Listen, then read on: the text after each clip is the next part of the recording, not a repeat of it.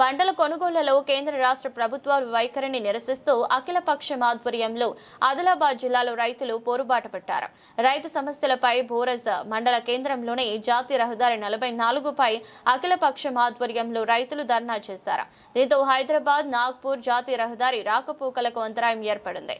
ఈ రైతు ధర్నా కార్యక్రమానికి బీజేపీ, కాంగ్రెస్ పార్టీలు మినహా ఇతర రాజకీయ పార్టీలు, రైతు సంఘాలు పాల్గొన్నాయి. జాతీయ రహదారిపై ధర్నా చేయడం చట్టరీత్యా నేరమని పోలీసులు ఆందోళనకారులను అరెస్ట్ చేసి జైనత్ పోలీస్ స్టేషన్ కు తరలించారు.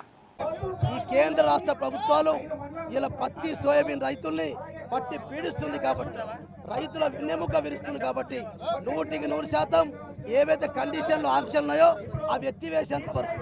నిన్న మొన్న మేము చేస్తే, నెల రోజులు చేస్తే 7 కుంటల సోయాబీన్ని 10 కుంటల కొనడం, పత్తిని కూడా 7 కుంటల నుంచి 12 కుంటలు తీసుకోవడం, అట్లనే కపాస్ కిసాన్ యాప్ని ఎత్తివేయాలని చెప్పి తేమతో సంబంధం లేకుండా ఇలా ఏదైతే సోయాబీన్కు, పత్తికి తేమతో సంబంధం లేకుండా కొనుగోలు చేయాలని చెప్పి కపాస్ కిసాన్ యాప్ను ఎత్తివేయాలని చెప్పి అన్నిటికీ ప్రధానమైంది ప్రధానమంత్రి గారు.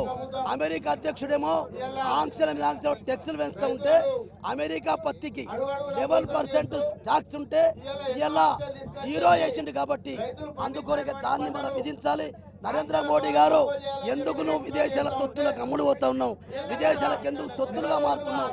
ఇక్కడ ఉన్నటువంటి ఎంపీ, ఎమ్మెల్యే ఇయ్యల పోయి కేంద్ర ప్రభుత్వం నిర్బంధిస్తూ ఉన్నారు.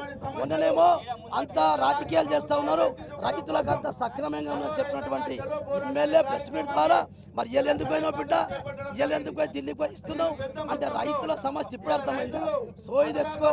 ఎమ్మెల్యే, ఎంపీ మీరు ఎప్పటి వరకు అయితే కండిషన్లు కొత్త ఉన్నాయో ఇవన్నీ తొలగించేంత వరకు మీరు ఢిల్లీలో ఉండి తీసుకుని వస్తేనే బాగుంటుంది. లేకుంటే వచ్చిన తర్వాత మీకు తగిన గుణపాఠం కూడా రైతులు చెప్తారని చెప్పి కూడా